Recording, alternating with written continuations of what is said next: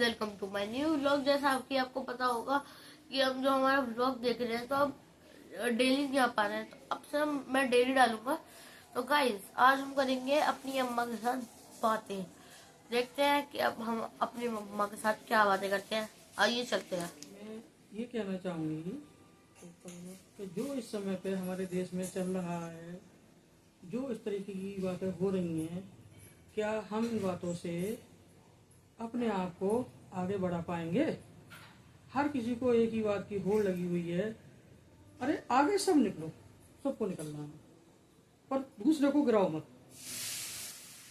मेरा कहने का मतलब है कि हमें अपने बच्चों को ऐसे संस्कार देने चाहिए कि उनके अंदर सिर्फ दूसरों को गिराने की जो होड़ लगी हुई है, उल्टा सीधा बोलकर, गालियां बककर, हम ये भी नहीं सोच रहे कि इसका प्रभाव हमारे अपने ही बच्चों पर पड़ रहा है और पड़ेगा।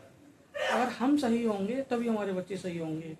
हमारा जो विकास, जो माननीय हमारे योगी आदित्यनाथ लगे हुए हैं, किस तरीके से हमारे यूपी को किस उन्नति पे लेकर के गए हैं, हमारे माननीय प्रधानमंत्री मोदी जी किस तरीके से इस देश को आगे लगे हुए हैं, क्या हम लोग उनको सहयोग कर रहे हैं?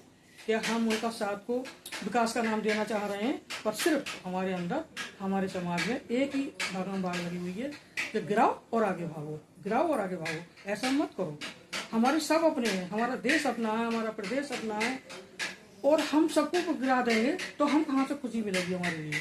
ऐसा असंभव है। हम किसी को न गलत बोलें, न हम कोई गाली बतें।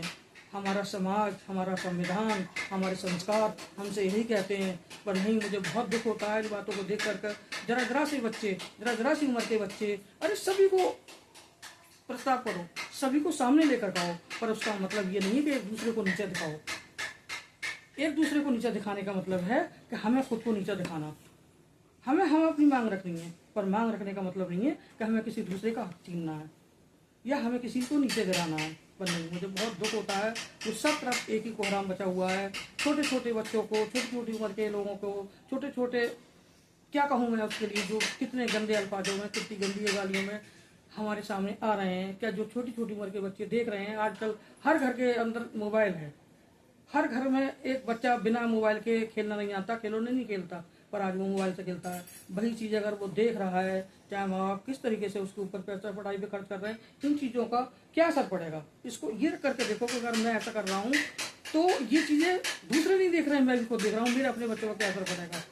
तो हम अपनी बात के रखने का एक तरीका अपनाएं, सही रूप में कहें, सही ढंग से कहें, तभी सबको सही लगेगा, तभी सब सही उस पर मार्ग पे चलेंगे। ऐसा कुछ नहीं मिलेगा। जिसको राजनीति करनी है, जिसको कुर्सी लेनी है, कुर्सी के तरीके से आओ। क्या कोई भी एक व्यक्ति क्या अपनी वर्ग से वो कुर्सी पे पहुंच जाएगा? उसको समाज में सबको लेकर चलने का हक नहीं है? या समाज के जो और व्यक्ति हैं वो जो कुर्सी पे बैठ जाएंगे तो वो उन पर राज नहीं करेंगे? नहीं, उनको सबको लेकर चलना चाहिए, चाहे वो किसी भी वर्ग का व्यक्ति है। मैं जाति नहीं कहना चाहूंगी, एक वर्ग कहना चाहूंगी। कोई भी किसी भी वर्ग का व्यक्ति है, चाहे वो जनरल का है, सामान्य का है, किसी वर्ग का व्यक्ति है, उसको सबको लेकर चलना चाहिए, तभी उसका विकास होगा, तभी हमारा देश आगे बढ़ पाएगा। नहीं तो हम जहां से चले थे शायद कहीं हम और बड़ी गर्त में न चले जाएं, कि जैसा कि 6 दिसंबर को मुर्शिदाबाद के अंदर हुआ है, और हमारी आंखें फिर भी नहीं खुल रही हैं। हम क्या संदेश अपने बच्चों को देना चाहते हैं? अरे जब हमारे देश के अंदर ही फूट पड़ जाएगी, कोई तो कारण रहा होगा कि हमारे देश पर अंग्रेज राज करके चले गए, हमारे देश में मुगल राज करके चले गए, और हम अपनी बहन को, बेटियों को, सबको एक तरीके से, इस तरीके से कर रहे हैं। क्या किसी की बहन बेटी मेरी अपनी बेटी नहीं है? क्या किसी की बहू मेरी अपनी बेटी नहीं है? नहीं। अगर मैं किसी दूसरे को कह रही हूँ तो वो समझ लो मैं अपनी बेटी और बहू के लिए कह रही हूँ। साल कहती है, एक ही कमेंट होता है, जो मर जाए, जिसको मर जाए बोल दो, जो मर जाए तो लिख दो। हम उसको ही सोच रहे हैं कि वही सब कोई हमारे लिए इस्तेमाल करेगा तो उसका क्या होगा, हमें कितना बुरा लगेगा? नहीं, गलत शब्दों का इस्तेमाल मत करो। खूब वीडियो बनाओ, खूब वायरल करो, पर उसका मतलब ये नहीं है कि हम किसी दूसरे को नीचे दिखाएं।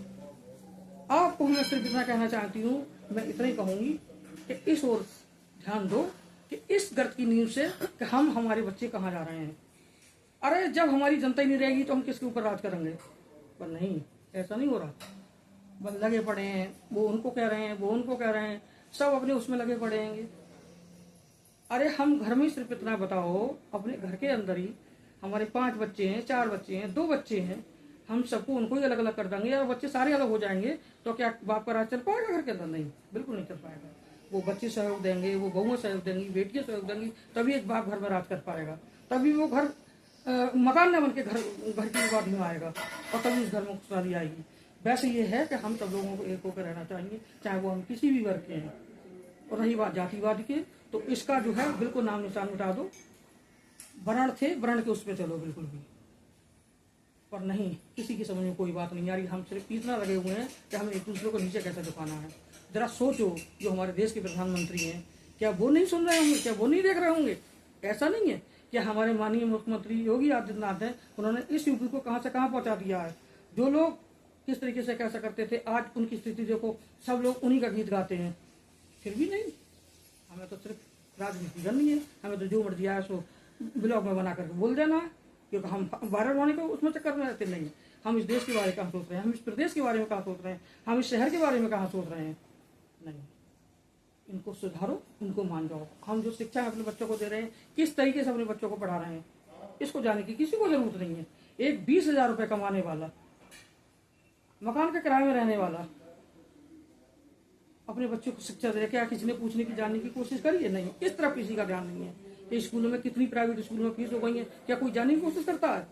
उन प्राइवेट स्कूलों ने कितनी फीस कर रखी है? पर जवाब यही होगा, क्यों पढ़ा रहे हो?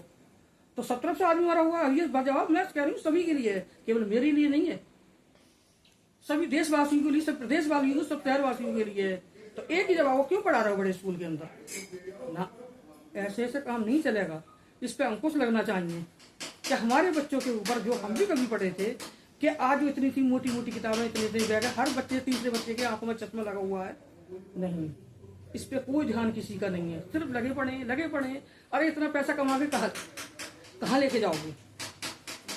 जब बर्तन ही वाले नहीं रहेंगे तो इस पैसे को कहाँ लेकर के जाओगे? पर नहीं, एक धुन लगी हुई है, बस बहुत पैसा होना चाहिए। बहुत पैसे का मतलब ये है कि जितना भी हमारे पास है उसमें संतुष्ट होना चाहिए और उसी में क्रियाकलाप करना चाहिए।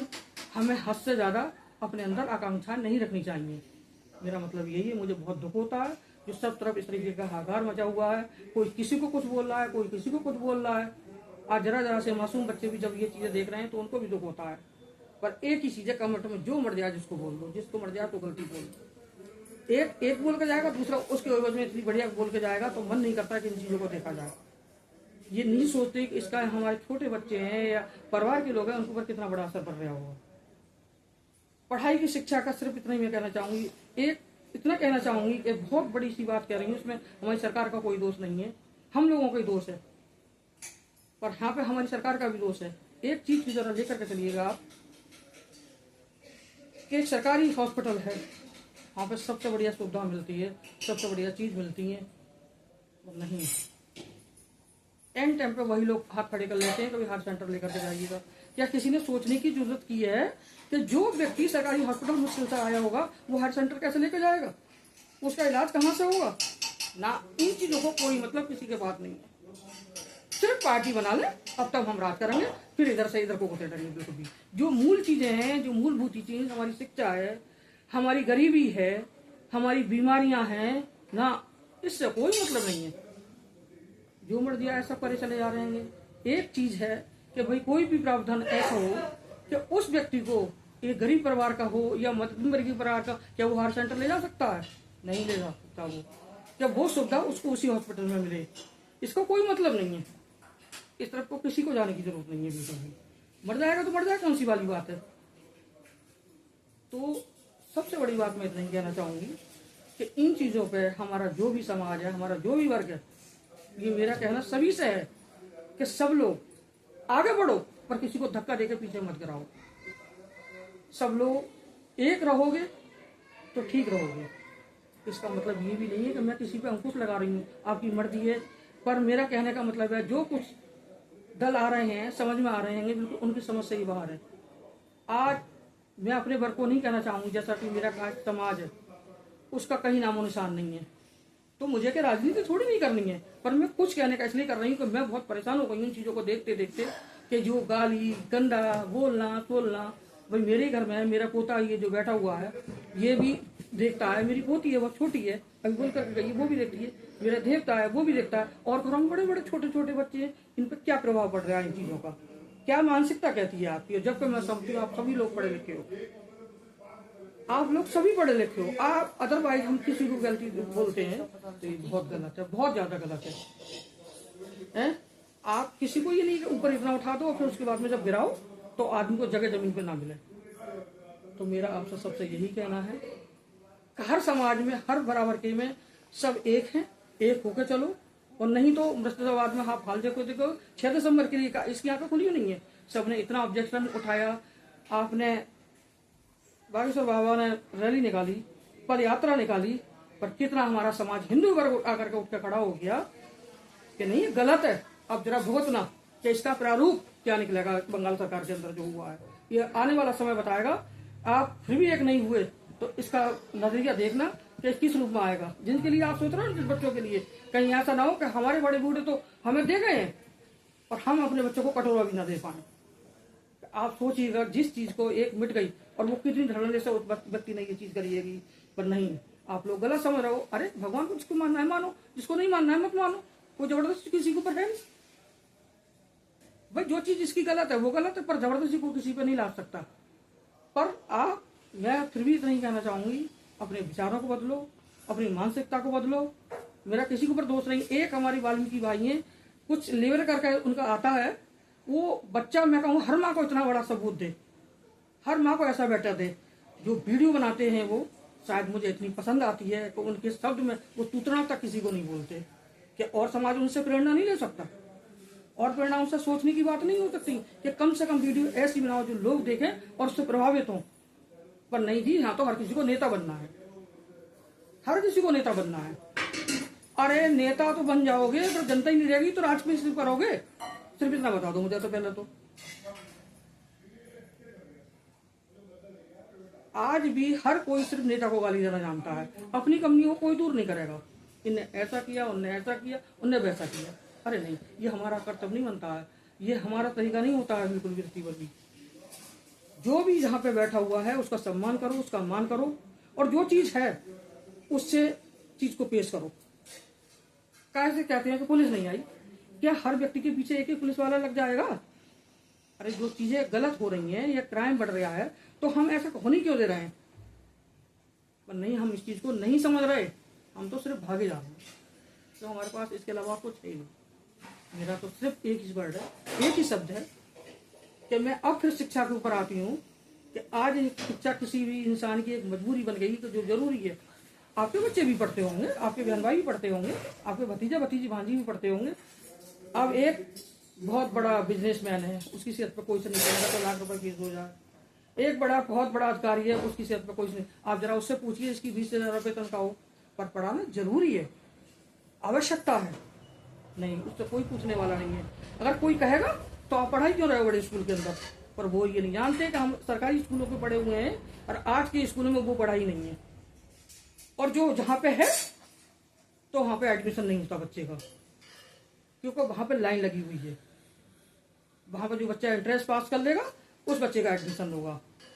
जैसे सेंट्रल स्कूल है, जैसे नवोदय स्कूल है, तो बच्चा एंट्रेंस दे लेगा तब वो पास होएगा। अब बता दीजिए फिर आगे बीच वाला कहाँ जाएगा? सबसे बड़ी मुसीबत है, ऊंचा भी सही है नीचा भी सही है, बीच वाले व्यक्ति की कोई जगह नहीं है। कहीं बीच वाले व्यक्ति के बारे में सोचा है जिसमें हम जैसे लोग आते हैं कि इनके घर की रोटी कैसे चल रही है, कह भी नहीं सकते किसी को। इस बात को सोचो, जानो, और हर तरफ से इस बात को जानो, और तभी हमारा समाज, हमारा देश सही हो पाएगा। नहीं तो हम जहाँ से चले थे वहां से भी और पीछे बैक हो जाएंगे। धन्यवाद। जैसे कि मेरी अम्मा ने बताया, इस चीज को हमें फॉलो भी करना चाहिए, ये सही बात है। तो अब मैं आपको मिलूंगा अपने अगले ब्लॉग पे। चलिए गाइस, इस ब्लॉग को एंड करते हैं।